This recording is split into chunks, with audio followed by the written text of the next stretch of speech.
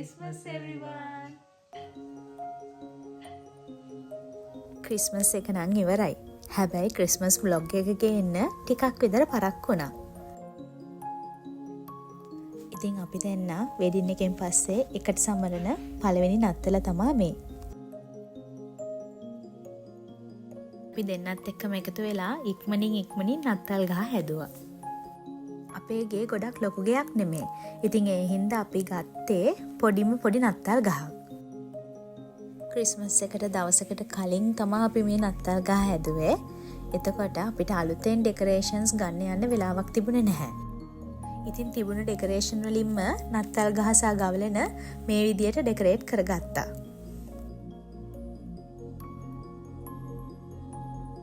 නත්තල් ගහ කියලා කියන්නේ නත්තලට නැතුවම බැරි දෙයක්.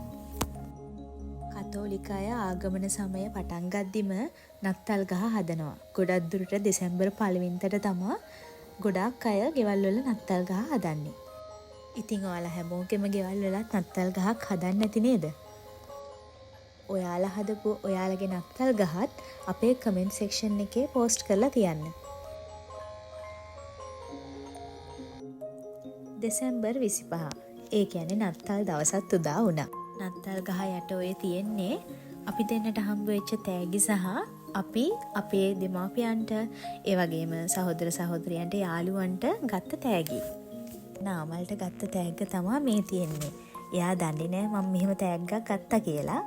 පල්ලියට යන්න කලින් මං ඒ තෑග්ග දුන්නා. මොකද එයාට පල්ලියට ඇදගෙන යන්න පුළුවන් දෙයක් තමයි මම තෑග්ග විදියට ගත්තේ. තෑග්ගට එයා ආස වුණා. දැන් ඔයාලා බලනවා ඇතිනේ මට මොනවද හම්බුනේ කියලා. මට හම්බුනේ එක තමයි මම ඇඳගෙන ඉන්නේ. මොකද නාමල් මට ඒක අරන් දුන්නේ මාව එක්කගෙන ගිහිල්ලාමයි. මං නිල් පාට ගත්තේ කළු පාට එකක් තියෙනවනේ ඔයාලට කොහොමද? ඉතින් අපි ඉක්මනින්ම ලෑස්ති වෙලා පූජාවට ගියා.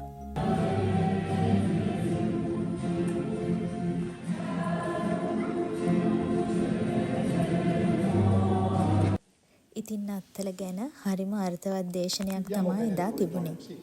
වැඩි වශයෙන් කතා කරේ සාමය ගැන. ඉතින් ජේසු ගන්නපු යාඥාව කිව්වේ හැමෝම අත් අල්ලගෙන. sia fatta la tua volontà come in cielo così in terra. Liberaci, o Signore, da tutti i mali.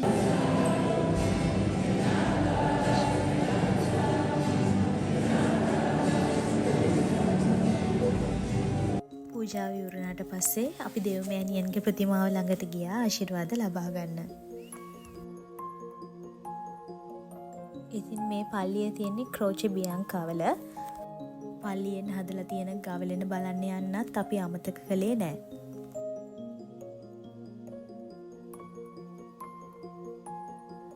ඉතින් හරිම සිම්පල් විදියට හදලා තිබුණු ගවලෙනක් තමා අපිට පල්ලියෙන් දැක ගන්න ලැබුණේ. මං හිතන්නේ ලංකාවේ අපි නම් ගොඩක් මහන්සි වෙනවා නත්තල් ගවලෙනක් හදන්න. හැබැයි ඉතාලිය වගේ රටවල් වල හරිම චාම් සිම්පල් විදියට තමා ගවලෙන හදන්නේ. ඊට පස්සේ අපි ගෙදර ඇවිත් නත්තල් කෑම මේසයට සූදානම් වුණා. කෑම මේස ඉස්සරහ හිටන් හිටියට මේ ගොඩක් දේවල් හැදුනේ අපේ අම්මගේ තාත්තගේ අතින්. නත්තලට මම ගොඩක් වෙලාවට කේක් එකක් ඕඩර් කරලා ගන්නවා. ඉතින් ෆ්ලේගෝ එකෙන් තමා මෙදා පාර මම කේක් එක ඕඩර් කරලා ගත්තේ. නාමල් නම් එළිය බලාගෙන ඉන්නේ සැන්ටා ඇවිත් තවත් තෑගි දෙයි කියලාද මන්දා. ඔන්න ඉතින් එයාට මගෙන් තවත් තෑග්ගක්. ඊට පස්සේ අපි දෙන්න අම්මටයි තාත්තටයි තෑගි දීලා නත්තලට කතා කරා. ඉතින් මෙදා නත්තල අවුරුදු ගානකට පස්සේ අපේ අම්මයි තාත්තයි එකට සමරන නත්තල. මේ නත්තල නාමල්ටත් ස්පෙෂල් නත්තලක් වුණා. මොකද නාමල්ලගේ අයියලා ඉතාලියට ආව නිසා. කාලෙකට පස්සේ සහෝදර සහෝදරයන්ට එකට නත්තල සමරන්න අවස්ථාව ලැබුණා. ඉතින් ඊට පස්සේ අපි ගියේ මගේ හොඳම යාළුවෙක්ගේ ගෙදරකට. හදිසියෙම වුණත් එයාලා ලන්ච් එක හරි ලස්සනට ඇරේන්ජ් කරලා තිබුණා. ඉතින් අපේ අන්ප්ලෑන්ඩ් ක්‍රිස්මස් පාටි එක මෙන්න මේ විදියට තමයි ස්ටාර්ට් කරේ අපි.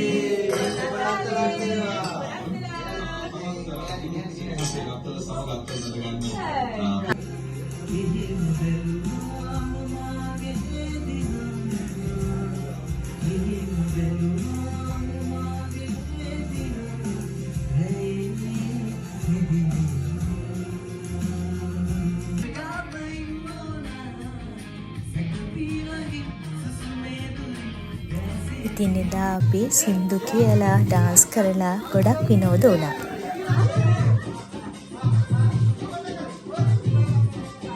කෑම ගොඩක් ආපු හින්දා මගේ බඩ හොඳටම ෆුල් වෙලා තිබුණේ. මම අම්මට හේතුවක් දාගෙන සෝෆා එකට වෙලා ටිකක් වෙලා හිටියා. ඉතින් 2025 නත්තල ඔන්න ওই විදියට තමයි ඉවර වුණේ. තවත් ලස්සන vlog එකකින් අපි 2026 දී මුණ ගැහෙමු.